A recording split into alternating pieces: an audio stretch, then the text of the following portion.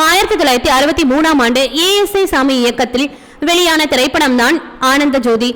ஜாவார் சீதாராமன் கதை எழுதிய இந்த படத்தில் எம்ஜிஆர், தேவிகா, எம்.ஆர். ராதா, அசோகன், மனோரமா உள்ளிட்ட பலர் நடித்திருந்த நிலையில் கமலஹாசன் குழந்தை நட்சத்திரமாக நடித்திருந்தார். எம்.எஸ். விஸ்வநாதன், ராமமூர்த்தி இணைந்து இசையமைத்த இந்த படத்திற்கு கண்ணதாசன் பாடல்கள் எழுதியிருந்தார்.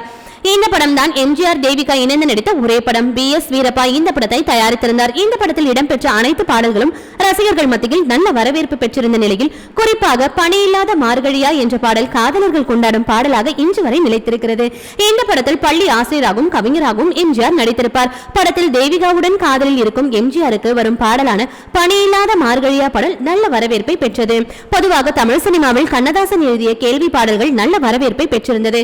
அந்த வகையில் இந்த பாடல் கேள்வியாக அமைந்திருந்தாலும் அந்த கேள்வியிலே பதில் வரும்படி அமைந்திருந்தது இந்த பாடலின் தனி சிறப்பாகும். இது போன்ற சினிமா மற்றும் சீரியல் தொடர்பான செய்திகளை காண சினி டைம்ஸ் சேனலை மறக்காம சப்ஸ்கிரைப் பண்ணுங்க.